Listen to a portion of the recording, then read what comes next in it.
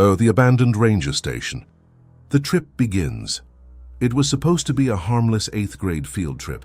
Mrs. Sanders' class from Maple Creek Middle School had driven out to a remote forest reserve in Northern Sea, Oregon. Thick pine trees, winding dirt roads, and fog that clung to the valleys like ghosts. Phones away. "Everyone," she said cheerfully as the yellow bus bounced along a muddy trail. "Today we disconnect and explore real nature." At the back of the bus, Liam, Harper, and Dylan exchanged looks. Disconnecting wasn't really their thing. Harper peered out the window and frowned. The forest looked too still. No birds, no movement, just the hum of the bus engine. They stopped at an old ranger station, its paint peeling, roof half collapsed, a sign that read U.S. Forestry Service, restricted. The ranger who was supposed to meet them wasn't there. "Probably running late," Mrs. Sanders said, but her voice wavered as the class unloaded. Liam noticed deep claw marks running down one side of the building. "Hey, check this out," he said, pointing. Dylan laughed nervously. "Maybe a bear." But bears don't leave 3 perfect parallel grooves, each as wide as a finger. That night, when the bus driver went to radio for directions, the signal cracked into static. Then, through the noise, a voice whispered, "Don't stay there. They're watching. The forest watches." Morning came grey and silent. The class split into groups for a nature walk, Mrs. Sanders leading one while the others explored near the ranger station. The fog was thicker now, curling low across the ground. Harper stayed near Liam and Dylan, clutching her borrowed camera. "This place feels wrong," she murmured. "Like we're being watched."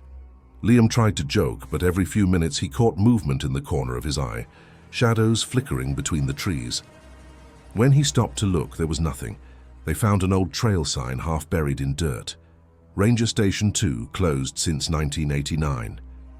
Harper frowned. "Wait, this is Station 2, but we're at the ranger station." The realization hit them. The station they'd stopped at wasn't on the official map anymore. A scream tore through the forest. Mrs. Sanders' voice. The kids sprinted back, branches whipping their arms. When they reached the clearing, the teacher was standing by the door of the ranger station, shaking. On the door, someone had scratched words into the wood overnight. "Leave before dark." Inside, the faint smell of rot drifted out. And on the floor, muddy footprints led down a dark hallway. Only, they weren't footprints of shoes. They looked like bare feet. Something in the basement. Against her better judgment, Mrs. Sanders decided to search inside. "It's probably just an animal," she told them. But her tone said otherwise. The kids followed hesitantly. Inside, the air was damp, thick with mold. Rusted tools hung on the wall and the floorboards creaked under every step. The footprints grew clearer the deeper they went. Bare, human-like, but too long. Liam whispered, "Maybe someone's living here." Then Harper pointed at something in the dust. A wooden trapdoor. Faint scratching sounds came from underneath. Mrs. Sanders froze. Nobody moved. The sound stopped, and then came 3 slow knocks. From beneath the floor, Dylan's voice cracked. "Let's just go, please." Before anyone could move, the trapdoor shifted. Something pushed from below, just enough for a cold draft to escape. The smell of wet earth and decay filled the air. Mrs. Sanders grabbed the kids. "Back to the bus, now!" As they fled outside, Liam glanced back. For a split second, he saw a pale hand press against the small window of the station. Long fingers, dirt-caked nails, dragging slowly across the glass. When the bus driver tried to start the engine, it sputtered, then died completely. Lost roads by late afternoon, panic had set in. The teacher and driver decided to walk up the main road to find a signal, leaving the kids on the bus with strict orders. "Lock the doors and don't move." But an hour passed. Then 2. The sun was sinking. Harper sat at the window, scanning the tree line. "Something's moving out there," she whispered. Liam followed her gaze and felt his stomach drop. A figure, tall, thin, and swaying unnaturally, stood just beyond the first line of trees. Its face was blurred by the fog, its arms hanging far too long. It didn't move closer. It just watched. Suddenly, a loud bang echoed from the back of the bus. Everyone screamed. Dylan peeked toward the emergency exit. One of the windows had cracked, a long scratch trailing down the glass. Then came another bang. "This time from the roof," Liam whispered. "It's climbing." As the noise crawled above them, the bus door suddenly creaked open on its own. A gust of cold air swept in. Harper screamed and slammed it shut, locking it again. But when she turned around, Liam was gone. The missing boy chaos erupted. "Where's Liam?" Harper screamed, pounding on the bus door. No one had seen him leave. They searched outside, flashlights cutting through the fog. The forest had gone deathly silent. No crickets, no wind, nothing. Then, from deeper within the trees, a faint voice echoed. "Harper!" It was Liam, weak, scared. "Stay here," Harper said, running toward the sound. Her flashlight flickered as she moved between the trees, mud sucking at her shoes. "Liam, where are you?" "Over here," his voice replied again, but this time it sounded off, stretched, distorted. She shined her light ahead and froze. In the beam stood Liam, or something wearing his face. The eyes were wrong, too dark. "Too still."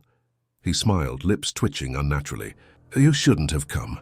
The thing took one step forward, and the ground beneath Harper's feet gave way. She fell into darkness, crashing onto cold dirt.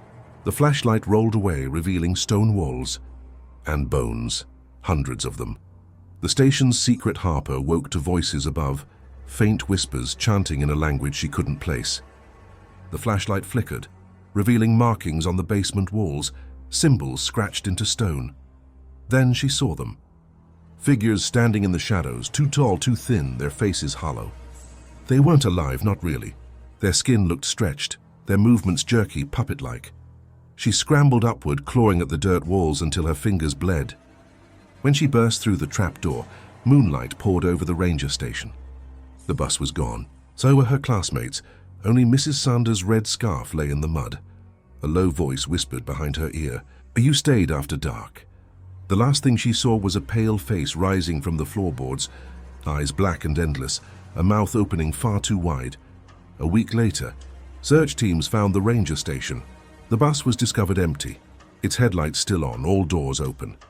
On the dusty glass inside the station, written in mud, were the words, "We waited for you too."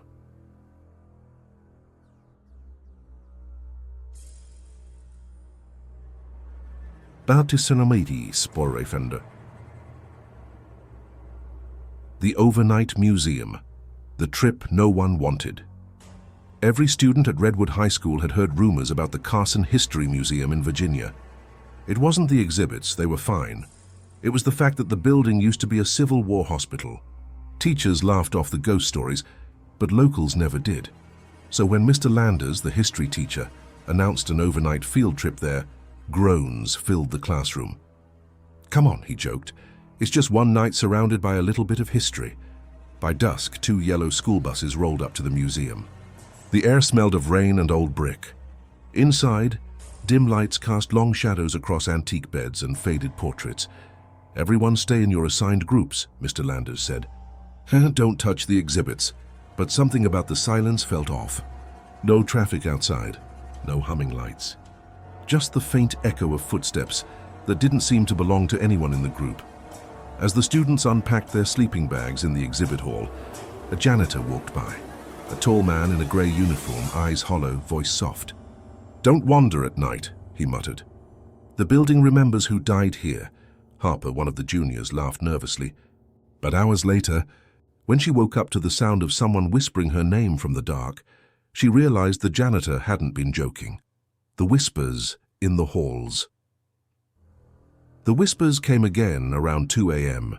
Soft, low, like they were echoing through a hallway underwater. Harper sat up, scanning the room with her phone flashlight. Her best friend, Mia, stirred. "What is it?" "Someone said my name," Harper whispered. They peeked into the hallway. The floorboards creaked beneath their socks. The air smelled like dust and antiseptic. Old hospital stretchers lined the walls, and one still had a blood-stained sheet draped over it, red turned brown with time. Harper's light flickered. For a moment, she thought she saw someone standing at the far end. A man in an old Union soldier's uniform. When she blinked, he was gone. "Let's just go back," Mia said, voice trembling. But as they turned, a faint melody began playing. A music box tune, faint and broken. The sound drifted from behind a staff-only door near the end of the corridor. Mia whispered, "Who left that on?" They stepped closer. The door's brass knob was cold, freezing actually. Harper pushed it slightly. It creaked open to reveal a dark stairwell leading down. Then, The music stopped, but they heard something else. A long rattling breath, coming from below. The basement morgue. Harper and Mia hesitated at the top of the stairs. "We shouldn't," Mia started, but Harper cut her off. "If someone's down there, we need to tell Mr. Landers." The air that drifted up was icy, carrying the stench of rust and mildew. They descended slowly, one step creaking at a time. The music box tune started again, closer this time. At the bottom was a wide, low-ceilinged room. Metal tables lined the center, old and stained. Tags still hung from the ends of some. It wasn't just a basement, it was an old morgue. Harper raised her phone for light. In the corner sat the music box, still turning on its own. The tune wavered, slowing down, until it finally stopped. Then something moved beneath one of the sheets. Mia gasped, backing up. It's just air, right?" But Harper stepped closer, heart pounding. The sheet rose again, higher this time, as if something beneath it was taking a slow breath. She yanked the cover away. Nothing. Just cold air and a dark, empty table. Then she noticed it. Fresh footprints leading away from the table, disappearing into the shadows at the far end of the morgue. Behind her, the door at the top of the stairs slammed shut, locked in. They sprinted up the stairs, pounding on the door. "Mr. Landers!" "Open up!" Harper yelled, but no one answered. It was like the whole building had gone dead silent. Mia tried calling her phone, but there was no signal, not even a bar. "This isn't funny," she shouted. Harper turned, scanning the basement again. The footprints were still there, wet, glistening. And now they were multiplying. More sets appeared across the concrete, as if someone invisible was walking in circles. The temperature dropped sharply. Both girls could see their breath. Then the lights overhead flickered on for just 1 second. In that flash they saw them, dozens of figures, lined up beside the tables wearing torn uniforms, faces pale and sunken, and when the lights went out again, something touched Harper's shoulder. She screamed, swinging her flashlight wildly. The beam landed on an old metal cabinet. Etched into the front in shaky handwriting were the words, "We're still waiting for discharge." The doorknob rattled violently from the other side. A voice, low, weak but human, called through the door, "Girls, you need to lie back down. The nurse will see you now. The haunting escalates." The door burst open, not to freedom but to more darkness. A cold wind swept through, scattering papers and dust. Harper grabbed Mia's hand and ran. Upstairs, the museum's exhibits were flickering like strobe lights. Portraits seemed to watch them move. A mannequin in a nurse's uniform had turned its head toward the hall. "Where is everyone?" Mia whispered. The other students' sleeping bags were empty. The teachers' belongings gone. From down the hall, voices murmured, men's voices. Orders being shouted. The sound of boots pounding against the floor. But there was no one there. The building wasn't showing them the present anymore. It was replaying something else, something from the night it was a hospital. Suddenly, a stretcher rolled out of a room by itself, crashing into the wall. Blood pooled beneath it, fresh, warm. Then the lights snapped off completely. In the pitch dark, a faint glow appeared, Harper's phone screen lighting up on its own. A message flashed across it. "She's next."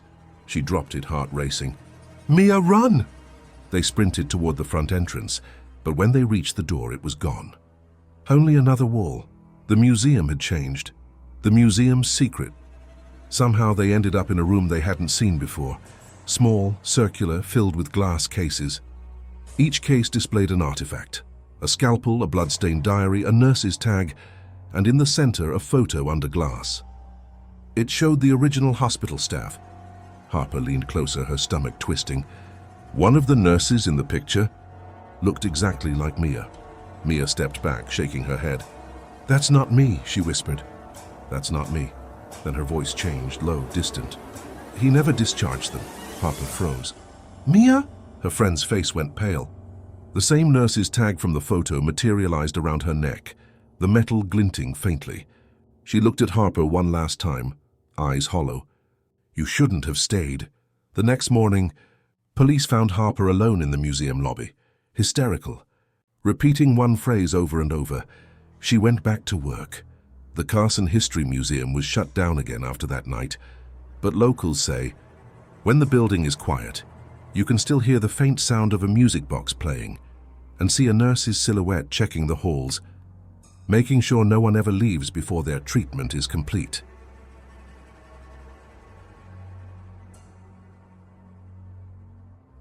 Fast to the abandoned mine tour at the Forgotten Route. It was supposed to be a harmless history trip. The senior geology class from Summit Valley High was visiting the Ashford coal mine, an old landmark just outside Scranton, Pennsylvania. The mine had been closed since the 1960s after a collapse trapped several workers underground. Locals called it cursed, but the school saw it as educational value. They arrived in 2 school vans, the air sharp with the smell of pine and rain. The forest around the site was eerily quiet, except for the soft creak of the mine's rusted gate swaying in the wind. "Everyone stick close," said Mr. Dyer, their geology teacher, clicking his flashlight on. No wandering off. The tunnels were dark and damp, walls slick with condensation. Their voices echoed back at them, distorted. One of the guides, an older man named Walt, had worked in the mine years ago. His hands shook as he spoke. "Just remember," he said quietly, "this place don't like to be disturbed." As they walked deeper, Harper, a quiet student with a camera, noticed a faint tapping sound behind them. It matched their footsteps, but it wasn't any of them. When she turned around, her flashlight caught a fleeting glimpse of something. A figure standing at the tunnel's mouth, helmet light glowing faintly red, but when she blinked, it was gone. The tunnel that breathes. The deeper they went, the colder it got. Their breath came out in white puffs and the air grew thicker, harder to breathe. "We're about 200 feet underground," Walt explained, voice trembling slightly. "These tunnels haven't been reinforced in decades." Harper lagged behind, snapping photos of the walls. She noticed something strange through her camera's lens, faint handprints smudged into the rock, leading deeper down. But when she lowered her camera, they weren't there. Suddenly, the lights flickered.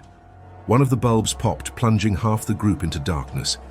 "It's fine," Mr. Dyer said, though his tone betrayed uncertainty. "Stay calm." Then the tunnel itself seemed to exhale. A low rumble rolled through the ground, like the mine was breathing. Dust rained down from the ceiling. Someone screamed, "It's collapsing!" They scrambled back toward the entrance, but the way they came was now blocked. Rocks piled up like the earth had shifted while they weren't looking. Harper turned to the guide. "Walt, isn't there another exit?" He didn't answer. When they shined their flashlights on him, he was gone. Only his hard hat remained, cracked down the middle, light still flickering red. Then came the sound, faint at first, then unmistakable, the tapping again. Only now it was coming from the walls themselves, the voices in the dark. They gathered in a small open section of the tunnel, panic rising. The walls seemed to hum with distant whispers, like voices trapped inside. Mr. Dyer tried to radio for help, but all he got was static. "We'll wait it out here," he said, trying to sound confident. But Harper saw the fear in his eyes. Then her camera clicked on by itself. She hadn't touched it. The flash went off, illuminating something behind the group. The faint outline of miners covered in soot, their faces twisted in agony. "Did you see that?" she whispered. But no one else had turned around in time. They began to hear movement, boots scraping, chains rattling, echoing from different directions. "It's the rescue crew," someone muttered hopefully. But Walt's voice drifted through the dark, distant but clear. No one ever came. The sound of breathing surrounded them. Heavy, labored, like dozens of lungs gasping at once. One of the students screamed as a cold, wet hand brushed her shoulder. They bolted deeper into the mine. The tunnels twisted in impossible ways, routes they hadn't taken, doors appearing where there hadn't been any before. And at the end of one long passage, a lantern flickered to life on its own. The faint silhouette of a miner stood there, his helmet light burning red. "Why did you come back?" he whispered. The collapse. They turned to run, but the ground shook violently. Timber supports snapped like dry bones. Dust filled the air. Harper clung to the wall, coughing. "This way," she yelled, pointing toward an opening in the rock. An unmarked shaft none of them had noticed before. The group crawled inside, the tunnel barely wide enough to squeeze through. The sound of the collapse faded behind them, replaced by something worse, muffled voices crying out, begging for help. Mr. Dyer stopped to catch his breath. "This isn't on the map," he said, shining his light around. The walls were different here, smoother, polished, and carved into them were names. Dozens of them. Harper leaned closer and froze. One of the names was Walt Carson. That was the name of their guide. Before she could react, the tunnel behind them sealed shut with a thunderous crack. Total darkness swallowed them. Then a lantern flared to life in the middle of the passage. Walt stood there, pale and trembling, covered in coal dust.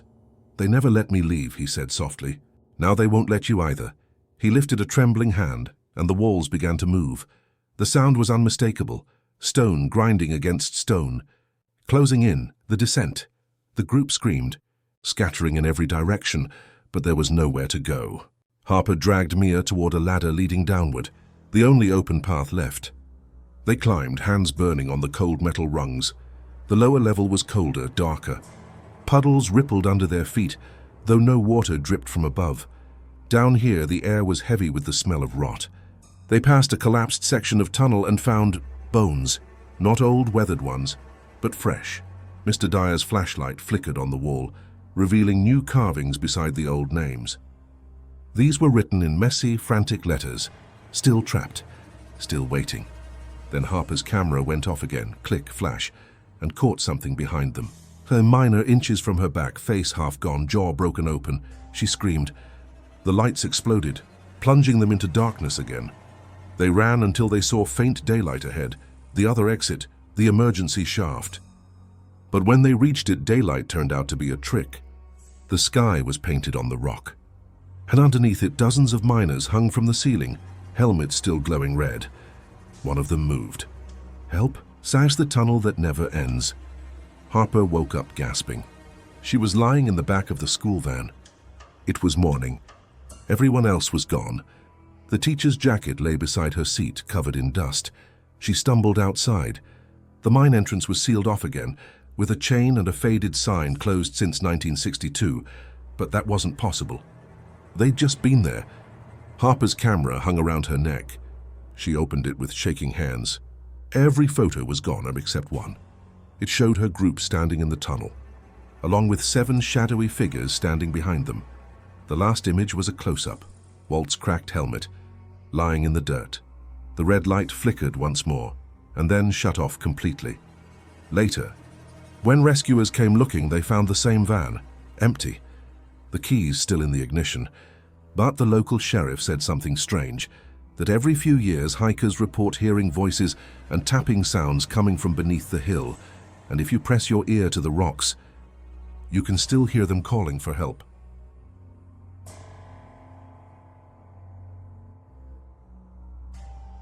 First, the field trip to nowhere, the lost bus.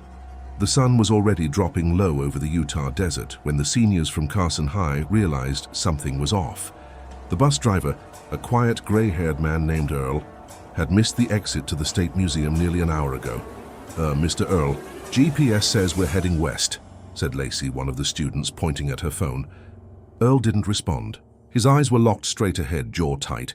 The endless desert stretched in every direction, glowing orange under the dying sun. "Maybe there's a detour," whispered Connor, her best friend, trying to sound casual. But his voice trembled. After another 15 minutes, the pavement turned to dirt. No road signs, no cell service. The air grew heavier, stiller, like even the wind had stopped breathing. Finally, the bus shuddered to a halt in front of a faded sign, "Dry Hollow Population." 0, the students laughed nervously at first, assuming this was some weird historical stop. But Earl stood up slowly, his voice dry and distant. "Everyone out. We're here." "Where's here?" Lacey asked. Earl didn't answer. He just smiled faintly, eyes glassy and distant, and said, "We made it back." Then he stepped off the bus and started walking toward the empty town, as if he'd been there before. The town that shouldn't exist. The town looked like it had been frozen in time. Old wooden storefronts, broken windows, and a church steeple leaning like it was too tired to stand. "This place isn't even on Google Maps," Connor muttered, trying to refresh his phone. No signal. Dust swirled through the empty streets. Lacey noticed the footprints, dozens of them, all fresh, leading deeper into the town. "Guys, there's someone here," she whispered. Earl was nowhere to be seen. Mr. Henson, their history teacher, tried to keep everyone calm. "Let's just stick together. We'll find the driver and—" A bell rang. The sound echoed through the empty buildings, a school bell. But it came from inside the old church. Mr. Henson frowned. That shouldn't even be possible. "There's no electricity out here." As they stepped closer, faint laughter drifted from inside, children's laughter. Lacey froze. "Did you hear that?" The door to the church creaked open by itself, revealing rows of dusty pews and small desks lined up in the aisle. Connor bent to pick up a paper on one. It was a faded attendance sheet, dated October 4th, 1962, the same day a mining accident had wiped out the real Dry Hollow. And there, at the top of the list, was the bus driver's name, Earl Hanlon, present. The class in the church. They backed away slowly, but the air inside the church shifted. The light dimmed, colors fading like an old photograph. "Mr. Henson," Lacey's voice shook. "What's happening?" The teacher tried the door. It wouldn't budge. The laughter returned, louder this time, echoing from every corner. Connor grabbed Lacey's arm. "Look." At the front of the church, children were sitting in the pews, pale, motionless figures with coal black eyes, each one wearing torn school uniforms from the 60s. One little girl smiled. "You're late," she said softly.